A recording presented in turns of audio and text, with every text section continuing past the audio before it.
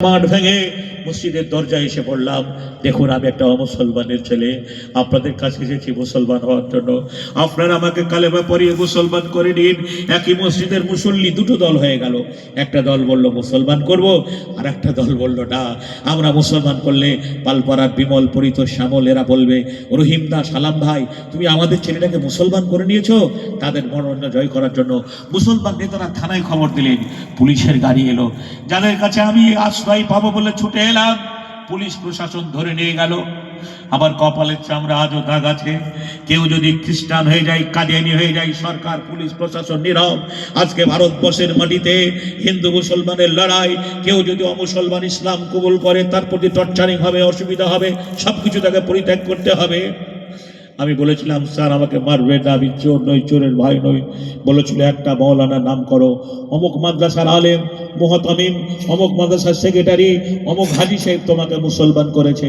আমি বললাম না, আমাকে কেউ প্রলোভন দেয়নি, লোভ দেখায়নি, আমি স্বেচ্ছায় এসেছি মুসলমান হওয়ার জন্য। ইসলামের যারা শত্রু তারা আমার নামে কেস এফআইআর করলো। মুর্শিদাবাদ জেলার প্রাণকেন্দ্র বহরমপুর, আমি উঠতি বয়সের যুবক। বহরমপুর কারা জেলে 3 মাস 90 দিন থাকলাম। মা মাঝে মাঝে জেলখানায় দেখতে যেত। জেল সুপার বলল, তুমি ভালো ছাত্র, সুদূর ভবিষ্যৎ নষ্ট করো না। মাস্টার মশাইয়ের কাছ থেকে শুনেছি তুমি নাকি ভালো ছাত্র, কি তুমি এগিয়ে চলো, সুদূর ভবিষ্যৎ নষ্ট করো না, তোমার ভবিষ্যৎ ভালো হবে। আমি বলেছিলাম, ভালো মন্দের মালিক আবার আল্লাহ, সারা জীবন যদি রেখে দেন তাও ভালো, কখনো কোনোদিন আর আমি আমার ধর্মে ফিরে যাব না। আমার এলাকার কিছু মুসলিম ছেলে আমাকে কিছু খাবার দ্রব্য নিয়ে গিয়ে জেলখানায় দেখতে গেল। আমি জেলের ভেতরে, তারা জেলের বাইরে। আমি বললাম, দেখ ভাই, এ খাবার জি হজম হয়ে যাবে, আমি এসেছি জান্নাতের খাবার খাওয়ার জন্য। আগামী 28 তারিখ আমাকে কোর্টে উঠানো হবে। তোরা যদি জামিন করতে পারিস তো আলহামদুলিল্লাহ, যদি জামিন করতে না পারিস বিষাক্ত ইঞ্জেকশন দিয়ে পাগল করে দেবে। আমি বেঁচে থাকবো, ভালো মন্দর বোধ শক্তি হারিয়ে ফেলবো। আমার মনে হয় তোদের কালেমা পড়া হবে না।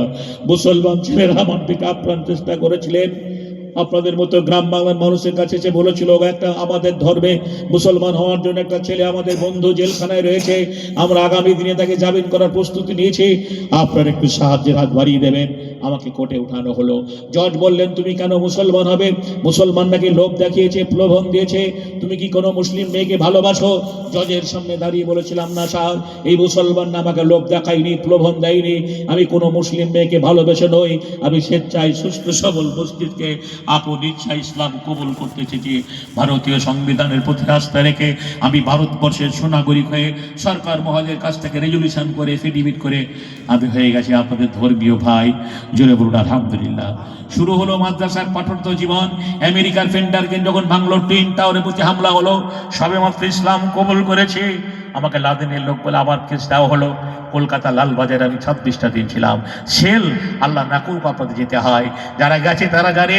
বন্ধুরে আমার, ভাইয়ের আমার, ভারতবর্ষে যারা সবচেয়ে বড় ক্রিমিনাল তাদেরকে সেই জায়গায় রাখা হয়। বাথরুম পায়খানা ঘরের চাইতে ছোট, দাঁড়া হবে, বসা হবে, ষাট হয়ে ঘুমানো হবে না, এমন একটা জায়গায় 26টা দিন মহান আল্লাহ আমাকে বাঁচিয়ে রেখেছিলেন। আমি সেই হাবিবুল্লাহ পেলালি সংগ্রামী করার পরে আজও ইমান নিয়ে বেঁচে রয়েছি। আবার বন্ধুরে আবার, যে শেষ কথা হচ্ছে এটাই, আল্লাহর দুনিয়ায় যতদিন বেঁচে থাকবো দিনের খিদমত করে যেন বেঁচে থাকতে পারি। জোরে বলুন আমিন। আমার আফসোস, আমার চেহারার সঙ্গে আপনার চেহারার মিল কেন হলো না? আমি আরএসএস পরিচালিত ভারতবর্ষে, বিজেপি শাসিত ভারতবর্ষে কোনো রাজ্যে যদি মারা যায়, যোগীর রাজ্যে যদি আমার মৃত্যু হয়, আমার ডেড বডিটা ঠিক যাচাই বাছাই করার জন্য আমাকে উলঙ্গ করে দেখবে না, লোকটা হিন্দু না মুসলমান।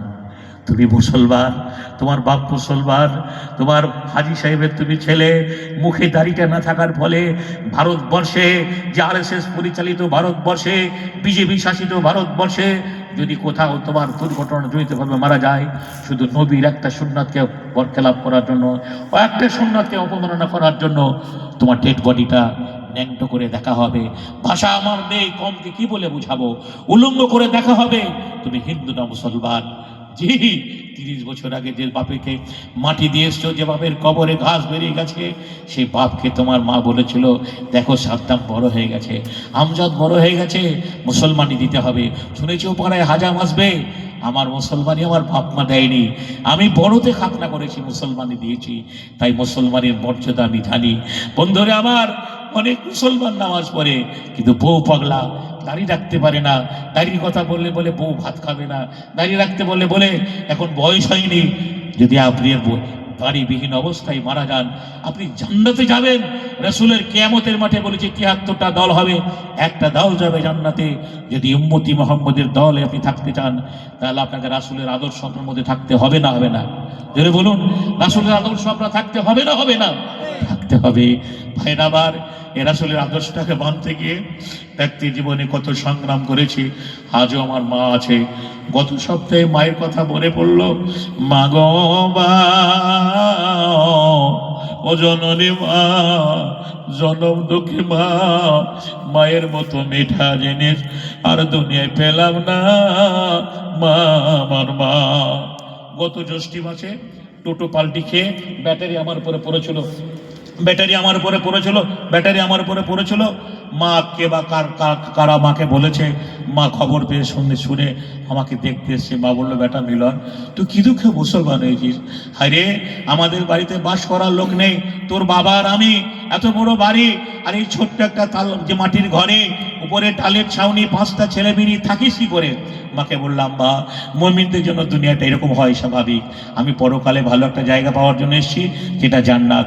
যে জান্নাতটা তোমরা পাবা না। মা বলছে, তোর জান্নাত তুই জল খাগা, আর একটা বাড়ি করতে পারিস নি, আর জান্নাত জান্নাত করছিস। সে মায়ের কথা আমার মনে পড়ে ছোট বোনটাকে ফোন করেছিলাম, মাকে দেখার মন হচ্ছে, যদি পারিস একটা মায়ের ছবি আমাকে মোবাইলে দিয়ে পাঠাস। গত পরশু দিনকে আমার মায়ের হোয়াটসঅ্যাপে একটা মোবাইলে আমার মায়ের ছবি পাঠিয়েছে। বন্ধুরে আমার, ভাইরা আমার, যাদের মা নেই তারা জানেন মাকে জিনিস, মাতার নাম। আল্লাহর কাছে পরিশেষে দোয়া করি, আল্লাহ রাব্বুল আলামিন সারা শরীয়তের বিধানকে মেনে চলা আমাদের যেন তৌফিক দান করেন। জোরে বলুন আমিন।